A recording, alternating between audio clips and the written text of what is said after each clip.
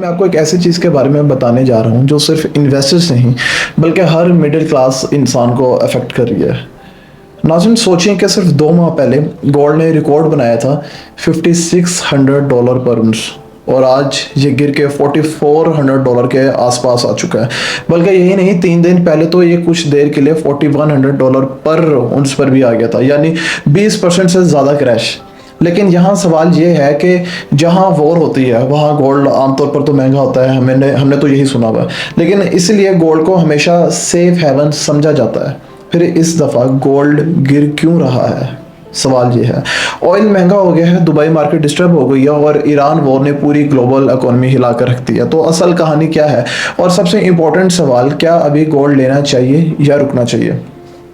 नाज़रीन, जनवरी 2026 में गोल्ड अपनी पीक पर था $5600। हर तरफ प्रेडिक्शन थी कि यह अब $6000 तक जाएगा। फिर फरवरी के एंड में ईरान कॉन्फ्लिक्ट एस्केलेट हुआ और मार्केट का जो डायरेक्शन था वो एकदम रिवर्स हो गया। अब आप सोच रहे होंगे कि war equal to gold rise, लेकिन इस दफ़ा ऐसा नहीं हुआ, गोल्ड महंगा नहीं हुआ, उल्टी सिचुएशन चल गई। सबसे पहला इसका जो फैक्टर है वो है कि डॉलर स्ट्रॉन्ग हो गया। जब स्ट्रेट ऑफ हॉर्मोज बंद हुआ और ऑयल क्राइसिस स्टार्ट हुआ तो कंट्रीज को ऑयल खरीदने के लिए डॉलर चाहिए थे, डिमांड बढ़ी, डॉलर स्ट्रॉन्ग हो गया, और जब डॉलर स्ट्रॉन्ग होता है तो गोल्ड गिर जाता है। अब नाज़रीन, इसी के साथ साथ जो दूसरा फैक्टर है वो है सेंट्रल बैंक्स का। सेंट्रल बैंक्स का जो बिहेवियर है वो अचानक से चेंज हो गया। चाइना ने गोल्ड बाइंग स्लो कर दी, इंडिया ने इसके बाद गोल्ड बेचना स्टार्ट कर दिया और तुर्की में डिमांड गिर गई, यानी जो स्पॉट गोल्ड को ऊपर लेके जा रही थी वो ख़त्म हो गई। अब इसमें जो असली गेम चेंजर का जिसने रोल प्ले किया है वो मेरी नज़र में ऑयल है, क्योंकि नाज़रीन, वॉर से पहले ऑयल लगभग $73 पर बैरल थी और फिर कुछ ही दिनों में जंप करके $120 तक चली गई, यानी 60% इंक्रीज हो गया। अब इसका रीज़न क्या है? Straight of Hormuz.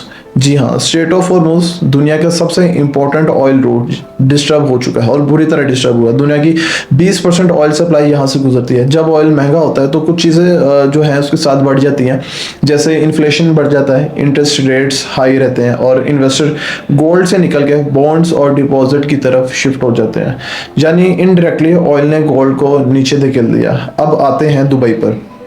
दुबई, जिसे सिटी ऑफ गोल्ड कहा जाता है, यहाँ से दुनिया की 20 से 30% गोल्ड ट्रेडिंग होती है। लेकिन अब क्या हो रहा है? दुबई में गोल्ड इंटरनेशनल रेट $30 पर उंस से भी सस्ता बिक रहा है। क्यों? क्योंकि इसकी रीज़न है कि फ़्लाइट जो स्केड्यूल है वो डिस्टर्ब हो चुके हैं, शिपिंग महंगी हो चुकी है, इंश्योरेंस हाई हो रहा है और जो बायर्स हैं वो कॉन्टीन्यूसली मिसिंग है मार्केट से। और इसमें सबसे हैरानकुन बात यह है कि जो लो इनकम एक्सपर्ट्स हैं पाकिस्तान, इंडिया, बांग्लादेश से जिन लोगों का ताल्लुक है, वो अपने गोल्ड बेच के वापस जा रहे हैं, यानी लोग अपनी सेविंग्स लिक्विडेट कर रहे हैं। अब इसका मतलब यह है कि दुबई का सेफ हेवन इमेज भी प्रेशर में आ चुका है, और जब तक ये प्रेशर में है तो ऑब्वियसली काफ़ी चीज़ें डिस्टर्ब हो रही हैं और वॉर की वजह से भी। अब इसमें इंपॉर्टेंट सवाल ये है कि अब आप लोगों को क्या करना चाहिए इस स्टेज पे? अब आप लोगों के लिए क्या ज़रूरी है?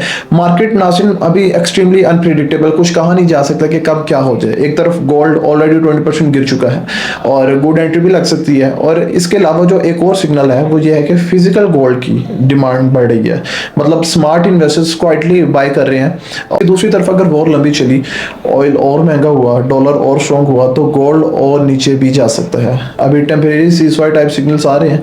अगर जो कन्वर्सेशन है जो डिफरेंट ये ममालिक के दरमियान में हो रही है, अगर तो ये सक्सेसफुल होती हैं तो ऑयल गिर सकता है और गोल्ड रिकवर कर जाएगा आपका। लेकिन अगर ये सक्सेसफुल ना हुई, फेल होगी, तो वोलेटिलिटी और बढ़ेगी। और मेरी जो सिंपल स्ट्रेटेजी जो मेरे दिमाग में है इस टाइम वो ये है कि अगर आप लॉन्ग टर्म इन्वेस्टर हैं 3 से 5 साल के तक के, तो थोड़ा थोड़ा करके आप लोग गोल्ड बाय करना स्टार्ट करते हैं और मंथली एवरेजिंग करें उसकी। और अगर आप शॉर्ट टर्म प्रॉफिट के लिए हैं तो अभी वेट करें थोड़ा सा, क्योंकि अभी मार्केट न्यूज़ ड्राइवन है और किसी भी वक्त डायरेक्शन चेंज हो सकती है। तो नाज़रीन, गोल्ड, ऑयल, दुबई और वॉर सब एक दूसरे से इंटरलिंक करते हैं, कनेक्टेड है, और दुनिया इस वक्त एक बहुत सेंसिटिव फेज से गुजर रही है। अगर आपको ये एनालिसिस हेल्पफुल लगी हो तो मेरी वीडियो को लाइक करें, सब्सक्राइब करें और बेल आइकॉन ज़रूर दबाएं, और कमेंट्स में ज़रूर बताएं कि आप गोल्ड खरीद रहे हैं या नहीं। अल्लाह हाफिज़।